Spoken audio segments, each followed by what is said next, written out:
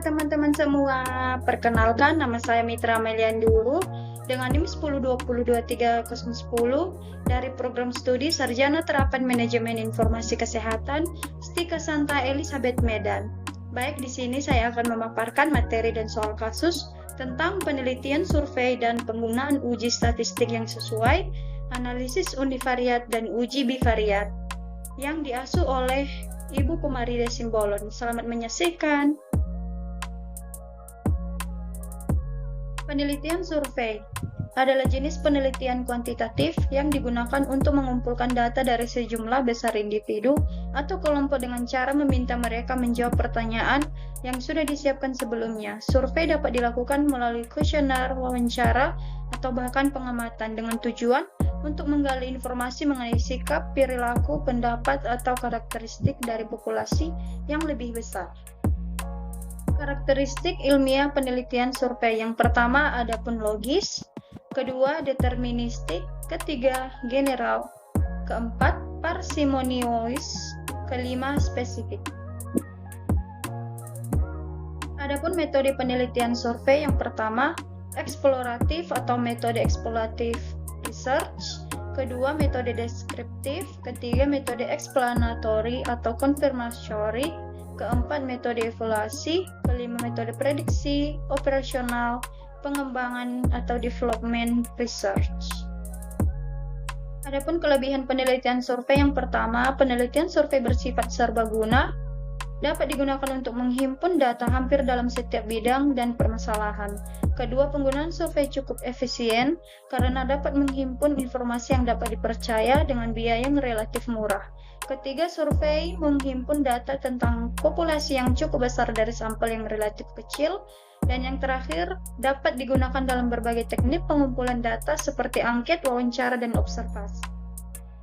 Adapun kekurangan penelitian survei yang pertama, mutu informasi sangat bergantung pada kemampuan dan kemauan responden untuk bekerja sama, khususnya jika topik yang sedang diteliti terlalu sensitif. Kedua, terlalu sering para responden merasa diharuskan mengajukan opini padahal mereka tidak memilikinya, sehingga keabsahan jawaban menjadi sulit. Dan yang terakhir, para responden juga bisa menerjemahkan pertanyaan atau konsep secara berbeda dari yang dimaksud oleh peneliti. Deskriptif. Penelitian deskriptif adalah penelitian yang menjelaskan data dan karakteristik populasi atau fenomena yang diteliti. Umumnya, penelitian deskriptif menjawab pertanyaan siapa, apa, kapan, di mana, dan bagaimana, tetapi tidak dapat menjelaskan sebab, tidak dapat menjelaskan hubungan sebab akibat antara variabel yang satu mempengaruhi variabel yang lain. Metode deskriptif dalam arti studi survei memiliki beberapa tujuan, yaitu yang pertama, mengumpulkan informasi faktual yang rinci untuk menggambarkan fenomena. Kedua, mengidentifikasi masalah atau menjelaskan membenarkan kondisi dan praktik yang sedang terjadi. Ketiga, melakukan perbandingan dan evaluasi. Keempat, mencari tahu apa yang dilakukan orang lain terhadap masalah dan situasi serupa. Kemudian belajar dari pengalaman mereka untuk membuat keputusan dan merencanakan masa depan. Adapun jenis-jenis penelitian deskriptif yang pertama, case series adalah jenis penelitian deskriptif yang menggambarkan karakteristik menarik dari sekelompok kasus. Kedua, studi evaluasi adalah jenis penelitian deskriptif yang bertujuan untuk menilai suatu program yang sedang dilaksanakan. Ketiga, studi kasus adalah penelitian yang dilakukan untuk mengkaji suatu masalah melalui suatu kasus yang terdiri dari 21 satu kesatuan, biasanya kasus luar biasa. Keempat, studi banding adalah penelitian yang dilakukan untuk membandingkan persamaan atau perbedaan sebagai fenomena untuk menentukan faktor atau situasi apa yang menyebabkan terjadinya peristiwa tertentu. Dan yang terakhir, survei. Pengolahan data dalam penelitian deskriptif meliputi pengukuran tendensi sentral. Kecenderungan sentral adalah kecenderungan untuk memusatkan atau mengelompokkan data. Analisis univariat. Jika jumlah variabel yang dianalisis hanya satu macam, yang dimaksud dengan satu macam di sini bukan hanya satu, tetapi yang dimaksud hanya ada satu jenis variabel atau tidak ada variabel terikat dan variabel bebas. Bisa jadi variabel yang dianalisis adalah 4, 5, 6, dan seterusnya, tetapi peneliti memerlukan semua variabel tersebut sama, yaitu sebagai variabel terikat. Adapun tujuan analisis univariat yang pertama, mengetahui karakteristik data, kedua, untuk mengetahui ukuran pemusatan, ketiga, menghasilkan distribusi frekuensi dari suatu data, dan yang terakhir, melakukan pengambilan kesimpulan. Faktor-faktor yang mempengaruhi analisis, yang pertama jenis penelitian, yang kedua jenis sampel, ketiga jenis data atau variabel, dan yang terakhir asumsi kenormalan distribusi data. Analisis bivariat adalah hubungan antara dua variabel dapat digambarkan dalam bentuk tabel silang. Dalam membuat tabel silang ini, peneliti harus mengetahui bagaimana arah hubungan dalam hubungan bivariat tersebut. Desain penelitian observasional analitik secara umum dapat dibagi menjadi 3 jenis, yaitu yang pertama, penelitian potong silang atau cross-sectional study, kedua, penelitian kasus kontrol atau case control study, ketiga, penelitian cohort atau cohort study. Baik, kita masuk ke soal kasus pertama. Seorang peneliti melakukan peneliti di sebuah sekolah dasar untuk mengetahui gambaran pola makan siswa dan status gizinya. Penelitian dilakukan menggunakan metode survei dengan pendekatan deskriptif. Data dikumpulkan melalui kuesioner dan pengukuran berat badan serta tinggi badan. Hasil penelitian menunjukkan bahwa sebagian besar siswa memiliki pola makan kurang baik dan sebagian lainnya memiliki status gizi normal. Peneliti hanya menyajikan data dalam bentuk tabel distribusi status gizi normal dan frekuensi tanpa melakukan uji hubungan antar variabel. Berdasarkan hal tersebut, peneliti menyimpulkan bahwa penelitian yang dilakukan sudah cukup untuk menggambarkan kondisi yang ada di lapangan. A. Peneliti tersebut termasuk analisis bivariat karena melibatkan dua variabel. B. Peneliti tersebut termasuk analisis univariat karena hanya menggambarkan distribusi data. C. Peneliti tersebut termasuk analisis multivariat karena menggunakan satu responden. D. Penelitian tersebut tidak termasuk analisis statistik. Dan E. Penelitian tersebut termasuk eksperimen karena ada pengukuran langsung. Menurut saya, jawaban yang paling tepat adalah bagian B. Penelitian tersebut termasuk analisis univariat karena hanya menggambarkan distribusi data. Analisis univariat bertujuan untuk menggambarkan atau mendeskripsikan karakteristik masing-masing variabel tanpa melihat hubungan antar variabel. Dalam kasus ini, peneliti hanya menjanjikan data dalam bentuk distribusi frekuensi tanpa melakukan uji statistik untuk melihat hubungan antara pola makan dan status gizi. Oleh karena itu, penelitian ini termasuk analisis univariat. Hal ini sesuai dengan konsep dalam makalah bahwa analisis univariat digunakan pada tahap awal penelitian untuk memberikan gambaran umum data. Baik, masuk ke soal kasus kedua dapat diperhatikan.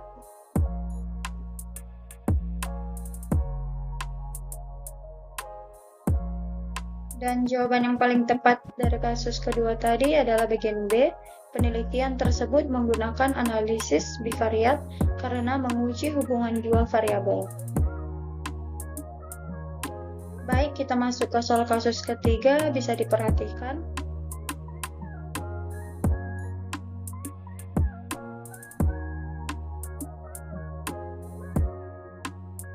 Dan menurut saya jawaban yang paling tepat dari soal kasus ketiga adalah bagian C. Penelitian sebaiknya menggunakan analisis multivariat. Sekian presentasi dari saya ucapkan terima kasih atas perhatiannya. Mohon maaf jika banyak kesalahan dan tutur kata yang kurang jelas. Salam Santa Elizabeth.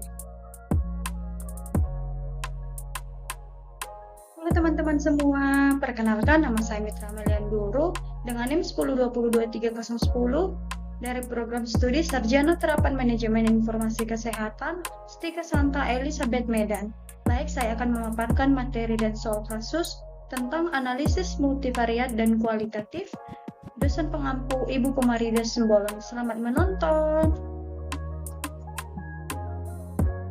Analisis multivariat. Kata multivariat berasal dari kata multi, banyak, dan variat atau variabel, sehingga diartikan banyak variabel, lebih dari dua variabel. Jadi analisis multivariat adalah jenis analisis terhadap banyak variabel bebas yang secara bersama-sama berhubungan dengan variabel terikat. Analisis multivariat merupakan pengembangan dari analisis univariat dan analisis bivariat. Teknik analisis multivariat dikelompokkan menjadi dua. Yang pertama, kelompok ketergantungan, di mana variabel-variabel dikelompokkan menjadi variabel bebas yang mempengaruhi dan variabel terikat 109 yang dipengaruhi. Dan kedua, kelompok interdependensi di mana variabel tidak dibedakan menjadi variabel bebas dan variabel terikat. Adapun syarat menggunakan analisis multivariat, yang pertama, memiliki lebih dari satu variabel, minimal terdapat dua variabel dependen atau lebih. Kedua, jenis data, umumnya menggunakan data skala interval atau rasio, meskipun beberapa metode dapat menerima data kategori. Ketiga, tujuan penelitian jelas, hubungan antara variabel, pengaruh beberapa variabel independen terhadap beberapa variabel dependen, dan pengelompokan atau klasifikasi data. Keempat, ukuran sampel memadai. Jumlah sampel harus cukup besar dan umumnya minimal 10-20 kali jumlah variabel yang dianalisis. Kelima, data representatif. Sampel harus mewakili populasi penelitian. Keenam, data lengkap. Dan yang terakhir, tidak terdapat outlier ekstrim.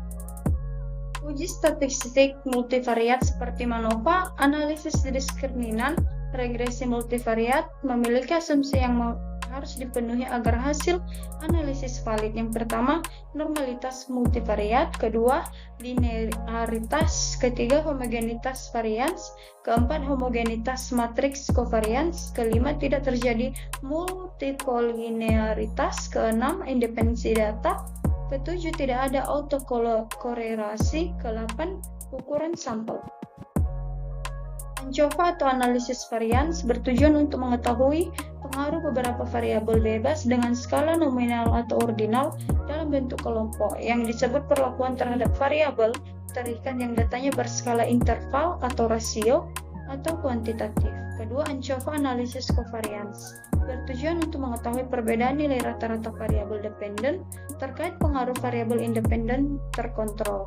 Variabel bebas kategorikal non-metrik atau nominal dan ordinal disebut faktor, sedangkan variabel bebas metrik, interval atau rasio disebut kovariat. Aksesibilitas informasi. Yang pertama, analisis regresi linear berganda. Yang dimaksud dengan analisis regresi linear berganda adalah analisis asosiasi yang digunakan secara simultan untuk menguji pengaruh dua atau lebih variabel bebas terhadap satu variabel tergantung pada skala interval. Kedua, analisis diskriminan. Analisis diskriminan merupakan teknik multivarian yang terdapat dalam dependent metode, yaitu terdapat variabel dependen dan variabel independen dengan ciri variabel dependen harus berupa data kategori, sedangkan variabel independen berupa data non-kategori. Ketiga, MANOVA, banyak analisis varians. MANOVA memiliki pengertian sebagai teknik statistik yang digunakan untuk menghitung uji signifikansi perbedaan rata-rata secara simultan antar kelompok untuk dua atau lebih variabel terikat. Analisis kanonik atau analisis korelasi kanonik. Pengertian analisis korelasi kanonik adalah teknik statistik yang digunakan untuk menentukan derajat hubungan linear antara dua himpunan variabel di mana setiap himpunan terdiri dari beberapa variabel. Pentingnya aksesibilitas. Yang pertama, analisis cluster merupakan analisis faktor yang menentukan variabel baru yang disebut faktor yang jumlahnya lebih sedikit dari jumlah variabel asalnya. Kedua, analisis cluster merupakan analisis untuk mengelompokkan unsur-unsur yang sejenis sebagai objek penelitian ke dalam kelompok-kelompok yang berbeda dan saling eksklusif. Ketiga, penskalaan multidimensi bertujuan untuk membentuk penilaian atau penilaian pelanggan tentang kesamaan atau preferensi ke dalam jarak yang diwakili dalam multidimensi. Pemilihan analisis multivariat. Untuk memilih analisis multivariat statistik yang tepat sesuai dengan data hasil penelitian, maka yang harus diperhatikan adalah sebagai berikut. Yang pertama, tentukan apakah data hasil penelitian kita sesuai dengan metode dependensi atau metode interdependensi. Kedua, tentukan beberapa variabel bebas atau X dan beberapa variabel terikat atau Y. Ketiga, tentukan skala pengukuran variabel terikat atau Y, apakah merupakan data metrik atau kuantitatif, numerik atau angka, atau data non-numerik atau kualitatif atau kategorik. Adapun tujuan analisis multivariat, Yang pertama, mengukur hubungan antar variabel. Kedua, menjelaskan hubungan antar variabel. Ketiga, memprediksi hubungan antar variabel. Hubungan tersebut dinyatakan dalam bentuk variat, yaitu kombinasi beberapa variabel yang diberi bobot. Metode penelitian kualitatif. Penelitian kualitatif merupakan persepsi yang mendalam pada fenomena yang diteliti dengan mengkaji fenomena dengan lebih detail pada kasus per kasus. Sifat masalah yang diteliti bisa berbeda-beda. Ada beberapa definisi metode penelitian kualitatif, diantaranya adalah yang pertama, menurut Pradoko 2017, penelitian kualitatif metode yang dilakukan oleh seseorang yang mampu mengambil data yang pada prinsipnya sebagai peneliti tunggal dalam segala aspeknya, walaupun di lapangan dapat dibantu oleh tim atau kelompoknya. Kedua, menurut Sumantri 2005, metode kualitatif merupakan pembangunan teori ilmu, sosial, serta metodologi dalam konteks keindonesiaan. Ketiga, Basrowi dan Surwandi 2014, mereka mengatakan metode kualitatif dapat mengungkapkan dan memahami sesuatu di balik kejadian yang belum diketahui. Populasi dan sampel. Sampel dalam penelitian kualitatif merupakan seluruh orang, dokumen, dan peristiwa yang dicermati, diobservasi atau diwawancarai sebagai sumber informasi yang dianggap ada hubungannya dengan permasalahan penelitian. Yang pertama, sampling kualitatif. A. Tidak berdasarkan rumus. B. Bisa ditetapkan langsung ketika peneliti berada di lapangan. C. Dengan cara memilih informan yang bisa memberikan informasi yang tepat. Untuk penelitian, jika informan tersebut dirasa belum cukup, peneliti bisa mencari informan lain sebagai sampel agar bisa melengkapi data penelitian. D. Sampel penelitian kualitatif disebut dengan narasumber atau partisipan, informan, teman, dan dalam penelitian. Kedua, ukuran sampel. Ukuran sampel kualitatif jauh lebih sedikit daripada kuantitatif. Logika ukuran sampel yang dibutuhkan sesuai dengan tujuan riset dan permasalahan penelitian. Pengetahuan dari penelitian kualitatif tergantung pada wawasan dan kemampuan analisis peneliti dibandingkan ukuran sampel. Jadi, walau jumlah sampel kualitatif sedikit, tetapi jika kaya akan informasi, maka sampelnya lebih bermanfaat. Ketiga, teknik pengambilan sampel kualitatif. Teknik sampling yang sering digunakan dalam penelitian kualitatif yaitu teknik probability sampling dan snowball sampling. Instrumen penelitian. Untuk mengumpulkan informasi dari narasumber diperlukan alat sebagai berikut. Yang pertama, pedoman wawancara mendalam berupa daftar informasi yang harus dikumpulkan. Kedua, perekam suara. Ada beberapa manfaat dari instrumen penelitian yaitu sebagai berikut. A. Sebagai informasi yang didapat oleh peneliti dalam melengkapi penelitian. B. Sebagai alat dalam mewawancarai narasumber. Adapun teknik pengumpulan data yang pertama dalam bentuk instrumen tes, kedua bentuk instrumen interview, ketiga bentuk instrumen observasi, keempat bentuk instrumen dokumentasi. Ciri-ciri analisis kualitatif. Yang pertama, menggunakan pola berpikir induktif. Kedua, metode kualitatif sering digunakan untuk menghasilkan grounded teori, yaitu teori yang timbul dari data, bukan dari hipotesis seperti dalam metode kuantitatif. Ketiga, perspektif emik atau partisipan sangat diutamakan dan dihargai tinggi. Keempat, penelitian kualitatif tidak menggunakan rancangan penelitian yang baku. Baik, kita masuk ke soal kasus pertama. Seorang peneliti melakukan penelitian di sebuah sekolah dasar untuk mengetahui gambaran status gizi siswa serta kebiasaan pola makan mereka. Penelitian dilakukan menggunakan metode survei dengan pendekatan cross-seksional. Data dikumpulkan melalui kuesioner dan pengukuran antropometri. Setelah data terkumpul, peneliti hanya menyajikan hasil dalam bentuk tabel distribusi frekuensi dan persentase untuk masing-masing variabel tanpa melakukan uji hubungan antar variabel. Peneliti menyatakan bahwa hasil penelitiannya telah cukup untuk menggambarkan kondisi siswa di sekolah tersebut. A. Penelitian tersebut menggunakan analisis bivariat. B. Penelitian tersebut menggunakan analisis univariat. C. Penelitian tersebut menggunakan analisis multivariat. D. Penelitian tersebut termasuk eksperimen. E. Penelitian tersebut tidak menggunakan analisis statistik. Menurut saya, jawaban yang paling tepat dari soal kasus pertama adalah di bagian B. Penelitian tersebut menggunakan analisis univariat. Analisis univariat merupakan analisis yang digunakan untuk mendeskripsikan atau menggambarkan karakteristik setiap variabel secara terpisah. Dalam kasus ini, peneliti hanya menampilkan distribusi frekuensi dan persentase tanpa menguji hubungan antar pola makan dan status gizi. Hal ini menunjukkan bahwa peneliti hanya melakukan analisis univariat. Analisis univariat merupakan tahap awal dalam penelitian yang bertujuan memberikan gambaran umum mengenai data yang diperoleh. Baik, kita masuk ke soal kasus kedua, bisa diperhatikan.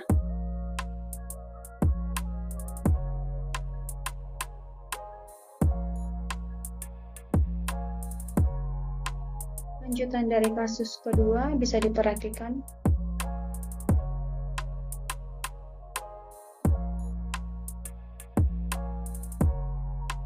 Kita masuk ke soal kasus ketiga, bisa diperhatikan.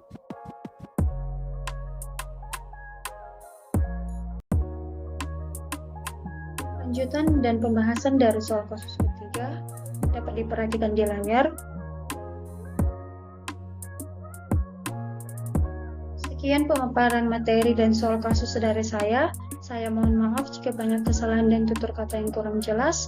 Saya ucapkan terima kasih atas perhatiannya. Semoga ini menjadi bermanfaat bagi kita semua. Salam Santa Elizabeth.